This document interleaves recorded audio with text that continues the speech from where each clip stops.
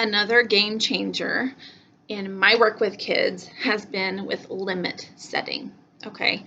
And so going back to one of the other videos that I did about some of the, like misconceptions, I guess, about child-centered parenting or child-centered whatever, is that the child is the center of the world and the universe and the family and everything revolves around the child. But that's not what child-centered means. Really, in order for our children to feel safe and secure and really cared for and loved, we need to have limits and boundaries. We need to communicate to them, what our expectations are, and then we need to follow through with that. And so one way of doing that and creating that safety and security with our children, or the children in our lives, is through limit setting. And so communicating to kids what we're okay with and what we're not. Everybody's limits are going to be different. For me, when I was working out in the community as a therapist doing play therapy, I don't mind getting messy. I don't mind cleaning up messes and things like that. There are some therapists who are like, I'm not doing sand. I don't want anything to do with sand. That's too messy. Maybe paint is too messy. It can get on the walls. It can get on clothes. It can get on the floor. Like, I'm not doing paint. Whatever it may be. We're all different, just like all of our kids are different, right? And so our limits are going to be different depending on our personality and what we're okay with. And that is okay. But in my experience, in my training, I have based my limit setting on, again, the work of Dr. Garry Landreth. And he started child-centered play therapy out of the University of North Texas. And again, I reference this book a lot just as a parent and also when I was working with kids. So play therapy, the art of the relationship, again, Dr. Garry Landreth. And he uses the acronym ACT, A-C-T, when we are setting limits with kids, okay? He does recommend that we use their name because that helps to kind of get their attention. And so let's say our child is mad about something. So we would say Johnny, okay? We'll use Johnny as a name. And then we go through A-C-T. So A stands for we acknowledge the child's feelings, their wishes, their impulses, what it is that they are wanting, right? So we acknowledge that. The C stands for communicating the limit. And then the T is to target an acceptable alternative. So what this means is, kids have these urges to do whatever it is, right?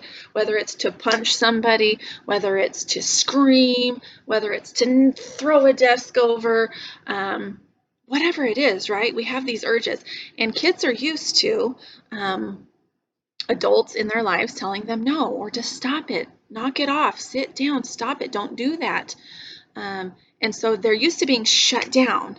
And when they do that, they kind of have to hold those feelings and those impulses inside, right?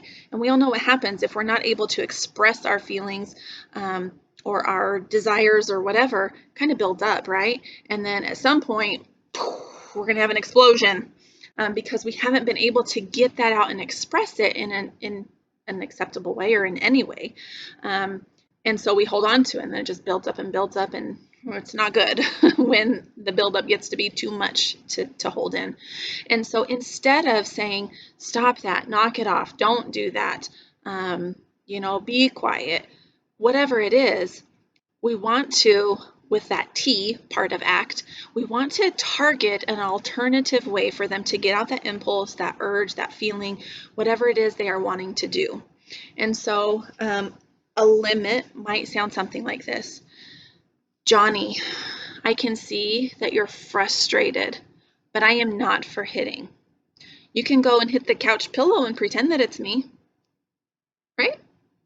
I'm okay with my kids hitting the couch pillow. They can hit that. That's not going to hurt anything, as far as my comfortability goes. I also have a bag in my office here. It's called a bop bag, a bag of air, a BOA, I guess. Anyways, we call it a bop bag. And kiddos, when they're angry or frustrated at the school that I work at, sometimes they'll just come in and they can, punch on that thing. And I reiterate to them, it's not okay for us to hit other people, but it's okay for us to come and hit this thing. You're not going to hurt it, right? We never want to hurt people or hurt property or break things. But you can come in here and hit that thing. That's totally fine, right? So I'm targeting that alternative so that they can get it out. Maybe a couple more examples would be, Sally, I can see that you think that food is disgusting, but my floor is not for spitting on. You can go spit it in the garbage can, right? Maybe for kiddos who like to get loud, could be, Alice, let's see, I can see that you're making fists and you look angry, but my room is not for screaming in. You can go up to your bedroom and close the door and scream, or you can go scream into a pillow. But so I'm acknowledging their feelings, what it is they're feeling or what it is they're wanting to do. Golly, my brain just went blank. Yes, communicating, what that limit is. So we're acknowledging the feeling, communicating the limit, and then targeting that alternative. Let them get it out, and then they can move on. But if they are holding on to it, it's just going to build and build and build and be that much worse when they do finally let it out. So, screaming at the top of their lungs in the middle of the living room when we have company over, not okay, right? Alice, I can see that you're frustrated and angry right now with what mommy said, but the living room is not the place to scream. You can go up to your room and scream into your pillow. You can go out in the backyard and scream at the top of your lungs, whatever it may be. And like I said, some people might not be okay with the kid going to their room and screaming at the top of their lungs. That's okay. You can go scream in your pillow, whatever it might be. So again, the big thing with this is that we don't want to negate or dismiss like our children's feelings and what their impulses are, to communicate that and get that out. Again, they're young, they're still learning how to communicate and express those things in appropriate ways. And so we don't want to tell them not to do that, but we want to give them ways to appropriately express that and get those feelings out, get those impulses and those urges out in an appropriate way that's not going to hurt others, that's not going to damage property, that's not going to cause like a problem, right? And one of the reasons that we do this is because as parents or caregivers, if we're telling people to, when a child's doing something or saying something or expressing something in maybe an inappropriate way, and we tell them, knock it off, stop doing that. Really what we're communicating to the kid is, that feeling that you're having, I don't want to hear it, I don't want to see it, it's not important, whatever, right?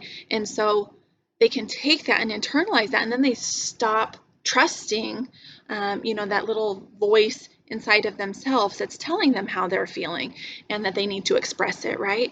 And so we don't want them to stop trusting that. We don't want them to stop listening to themselves and the feelings that they're having and the needs that they have.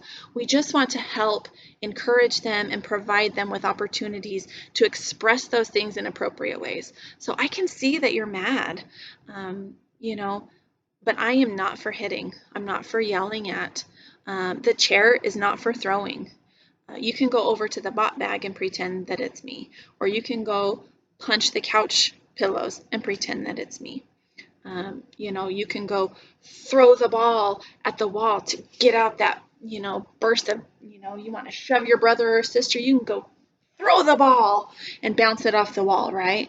To kind of get that urge out. But again, each kid is going to be different. Each parent is going to be different. So you really have to find what works for you. But I encourage you to, instead of telling your child to stop or knock it off or quit it, acknowledge their feelings, communicate what your limit is, and then target a way that they can get out that impulse or get out those feelings that they really need to express so they don't hold on to that, okay? Hopefully that makes sense. Like I said, a lot of this stuff that I'm talking about can be found in more depth in this particular book, or even if you just, YouTube Garry Landreth, there's a lot of videos online of that too. It is going to be geared more towards therapists and counselors who are working with children, but I'm telling you, it's helpful as parents too.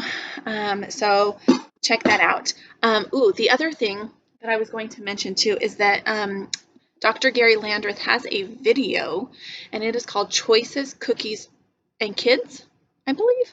Um, I think it's only available for purchase out of the University of North Texas. I want to say it's $50 to purchase it. And I think I'm going to go ahead and do that myself.